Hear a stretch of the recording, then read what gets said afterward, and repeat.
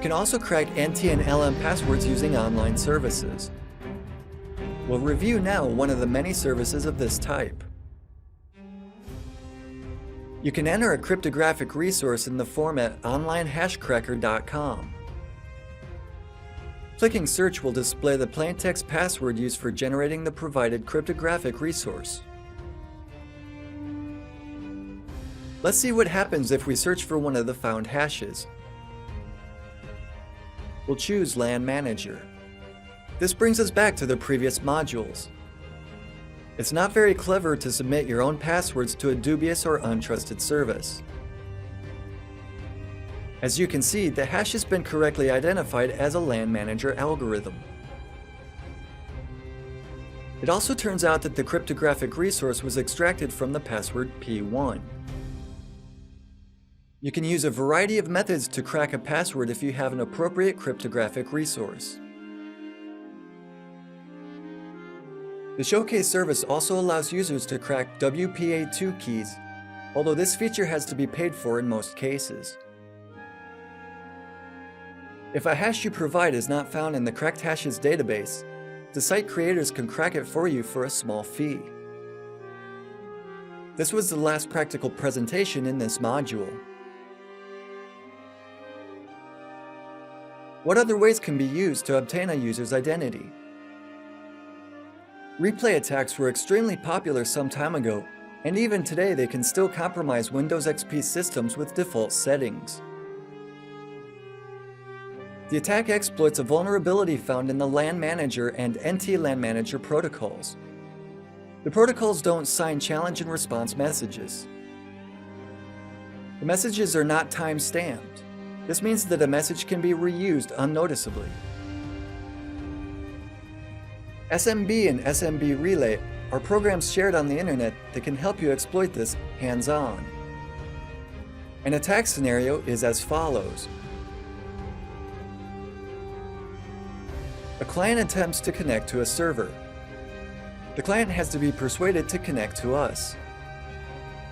This can be done, for example, by sharing some interesting resource. This attack, just like the ones shown before, aims to convince you that local area networks are not more secure than the internet. Sending your credentials over a local area network can be as dangerous as sending them over the internet.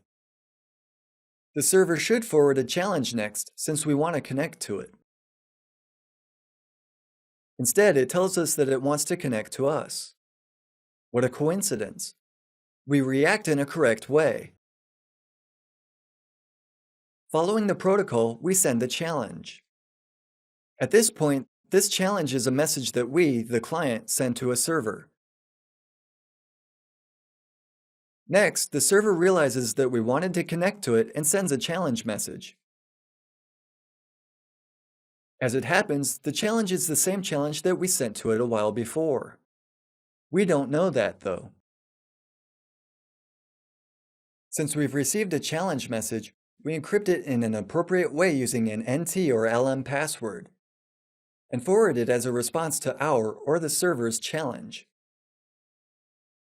The server doesn't attempt any cryptanalysis and sends back the same response to our challenge. The result of this abuse is that the user pictured above on the slide has been authenticated to the computer of the user pictured below on the left, and not the other way around. What's more, the attacker has gained the permissions of the user who started the process. What are the countermeasures? Signing packets is a good solution. Since LM and NTLM don't implement this feature, you need to sign packets in an upper layer. SMB protocol packets should be signed. The slide above shows how to enable SMB packet signing. Challenge response attacks have also been shown. Cracking the passwords was easy and fast.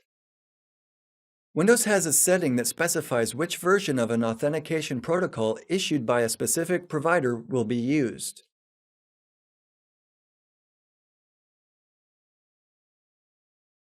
Take a look at the options. You can select sending LM or NTLM responses. Nothing less secure is available. You can also send LM and NTLM, and, if negotiated, use NTLM version 2. If an attacker doesn't agree to it, we'll send only LM and NTLM.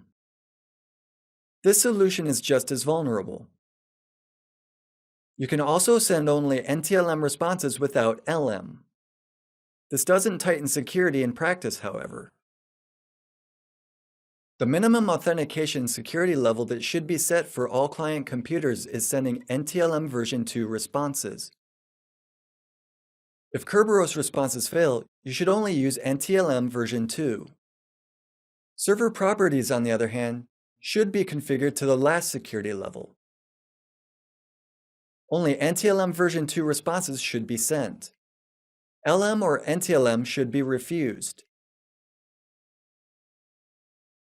If this policy is set on a server, and a client has set the policy we talked about before, the security is as high as possible without Kerberos.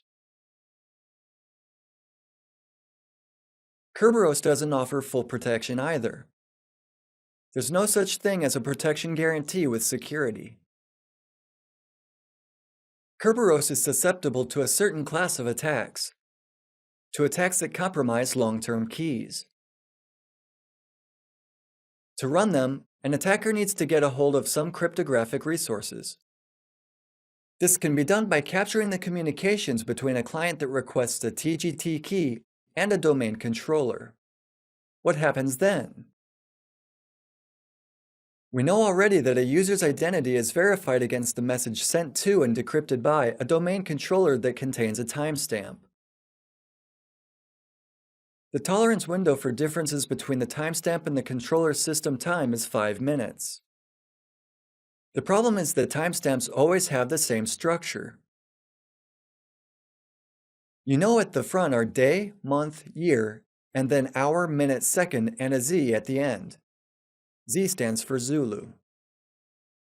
If we sniff out or obtain some encrypted resource, and while trying to decrypt it using potential passwords, we need a user passwords list again, we'll get a value that looks like a timestamp. This means that the password is cracked.